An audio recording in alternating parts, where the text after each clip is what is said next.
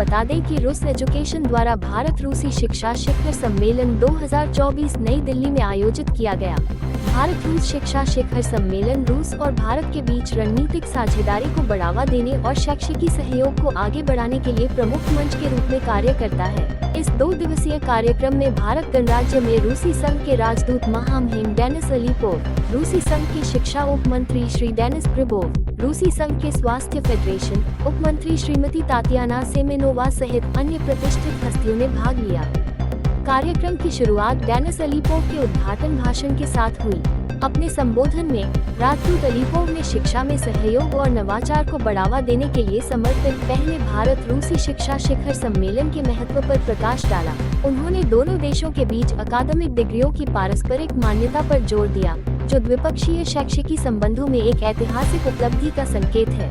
कार्यक्रम में राष्ट्रीय चिकित्सा आयोग के सचिव डॉक्टर बी श्रीनिवास ने पैनल चर्चा के दौरान एक विचारोत्तेजक भाषण दिया। भारत और रूस के बीच स्थायी संबंधों के साथ डॉक्टर श्रीनिवास ने सीमाओं के पार नवाचार, सांस्कृतिक आदान प्रदान और सतत विकास को बढ़ावा देने में शिक्षा जगत की महत्वपूर्ण भूमिका पर जोर दिया। रूसी संघ के मंत्री दोनों देशों के बीच चिकित्सा शिक्षा में पारस्परिकता पर चर्चा करने के लिए एनएमसी का दौरा करेंगे और शैक्षिकी संबंधों को मजबूत करने की प्रतिबद्धता की पुष्टि करेंगे। टुडे इन दिल्ली एक बहुत बड़ा ये आयोजन किया जा रहा है एजुकेशन को लेके, जो कि है इंडो-रशियन एजुकेशन समिट। Образование всегда находится вне политик, потому что позволяет формировать будущее всей Земли. एजुकेशन जो है इसको पॉलिटिक्स से दूर रख के हम लोग देखते हैं कि एजुकेशन इज वेरी इंपॉर्टेंट दोनों देशों के लोगों के लिए, स्टूडेंट्स के लिए और यहाँ की जनता के लिए।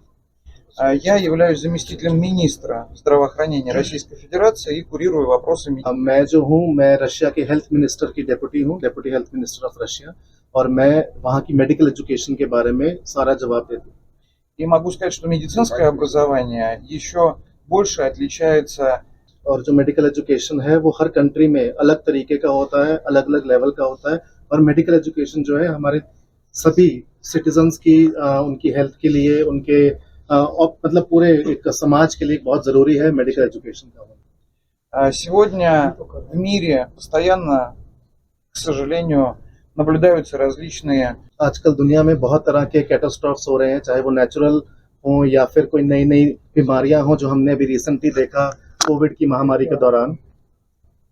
И справиться с такими напастями, और इन सब से अगर हमें बचना है तो हमें इकट्ठे होके ही काम करना होगा। हम लोग अगर एक होंगे तभी हम इन कैटास्ट्रॉफ से लड़ सकते हैं। с медицинского образования начинается. और जो मेडिकल एजुकेशन है ये दुनिया के हर कंट्री के डॉक्टर्स को एक कॉमन लैंग्वेज देती है, जहाँ से ये किसी भी तरह की बीमारी या एक हो या हजार हो, उनके बारे में एक साथ कोई भी डिसीजन ले सकते हैं और उसका निवारण कर सकते हैं। И человечеству никогда не удалось бы победить пандемию коронавирусной инфекции. और डॉक्टर्स को बनाना इतना ज़रूरी है, क्योंकि अगर डॉक्टर सब लोग एक साथ काम नहीं करेंगे और इंटर कंट्री उनका जो है रिलेशन नहीं होगा, तो जिस तरह की बीमारियां पहले हमने देखी हैं, कोरोना वायरस जैसी, उनको उनके ऊपर जीत पाना जो है वो बहुत मुश्किल होगा। Индия всегда являлась надежным и уважаемым нашей державой. इंडिया हमारे लिए एक बहुत ही पोटेंशियल और हमेशा से ही बहुत एक इम्पोर्टेंट पार्टनर रहा है, और हम हमेशा ही इंडिया के साथ अच्छे रिलेशन बनाने की तरफ अग्रसर रहते हैं। Сегодня сюда приехали руководители образовательных организаций.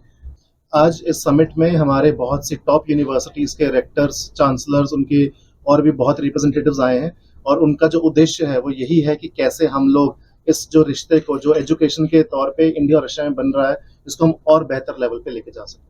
И мы надеемся, что на площадке саммита будут найдены новые партнеры. और मैं आशा करती हूँ कि इस समिट के अंदर हम लोग कुछ ऐसे नए पार्टनर्स को खोजेंगे, नए डिसीजंस लेंगे, नए कोई ऐसी हमारी आपस में दोनों कंट्रीज की यूनिवर्सिटीज़ में कोई ऐसे एग्रीमेंट साइन होंगे, जिससे कि हम जो है इस मेडिकल एजुकेशन को एक दूसरे नए स्तर पर लेके जा सके, जहाँ इंडियन बच्चे भी जो है उसका फ़ायदा ले सके। Объединение БРИКС, без сомнения, позволяет определенным государствам еще. ब्रिक्स का जो ये कंट्रीज का जो ये एक ग्रुप है, इसमें हम लोगों को एक मौका मिलता है जहाँ पे हम लोग आपस में इतनी अंडरस्टैंडिंग हम लोग लेके आ पाते हैं कि अगर कोई ऐसे बैरियर्स हैं जो एजुकेशन की डेवलपमेंट को आगे नहीं जाने दे रहे हैं, तो उन बैरियर्स को तोड़ दें, ताकि हम लोग, क्योंकि हम लोग आपस में मिलके कुछ ऐसे डिसीजंस ले पाते हैं नेशनल लेवल पे, जिससे हम आपस में हमारे स्टूडेंट्स के लिए कुछ बेहतर कोर्सेज इंट्रोड्यूस कर सकते हैं। Сегодня мои коллеги, которые работают в ведущих медицинских организациях России, готовы आज हमारी जो यूनिवर्सिटीज यहाँ पे आई हैं उनके लिए इन स्टूडेंट्स के साथ साथ एक नया हम लोग के पास एक उनके लिए ऑफर है इंडियन यूनिवर्सिटीज के लिए या इंडियन हॉस्पिटल्स के लिए कि हम यहाँ के डॉक्टर्स को रशिया में लेके जाएं, उनको वहाँ पे ट्रेनिंग दें, उनके साथ उनसे हम कुछ सीखें, हम उनको कुछ सिखाएं ताकि डॉक्टर्स के लेवल पे भी जो हमारा कोऑपरेशन है वो और बढ़े। और हम लोग आशा करते हैं कि इस समिट में हम लोग कोई ऐसे नए पार्टनर्स ढूंढ पाएंगे। чиновники, которые работают в Индии, и все это обеспечивает площадка саммита. Мне хотелось бы поблагодарить посольство Российской Федерации. और इस समिट में आज आप लोगों के माध्यम से अगर ये इंडियन स्टूडेंट्स तक, यूनिवर्सिटीज तक और यहाँ के मिनिस्ट्रीज तक भी अगर ये बात जा पाए कि हम लोग जो है हमारे पास क्या पॉसिबिलिटीज हैं इंडियन बच्चों को, स्टूडेंट्स को, टीचर्स को, डॉक्टर्स को ट्रेन करने के लिए, आई थिंक ये जो समिट है इसमें हम लोग ऐसे पार्टनर्स को हम लोग खोज पाएंगे। इंडियन यूनिवर्सिटीज हमारे कुछ यूनिवर्सिटीज को खोज पाएंगे जिससे कि ये मेडिकल एजुकेशन का जो है हम इसमें भी और भी सुधार ला सकें, क्योंकि इंडिया से बहुत से स्टूडेंट्स जो है मेडिकल की पढ़ाई के लिए हर साल रशिया में हमारे पास आते हैं। Мне кажется, каждый выбирает свою образовательную организацию, в которой он получит высшее образование, соответствующее. हमारे पास 120 कंट्रीज से स्टूडेंट्स आते हैं मेडिकल की पढ़ाई करने के लिए, उसमें से इंडिया भी हमारा एक बहुत पोटेंशियल पार्टनर है।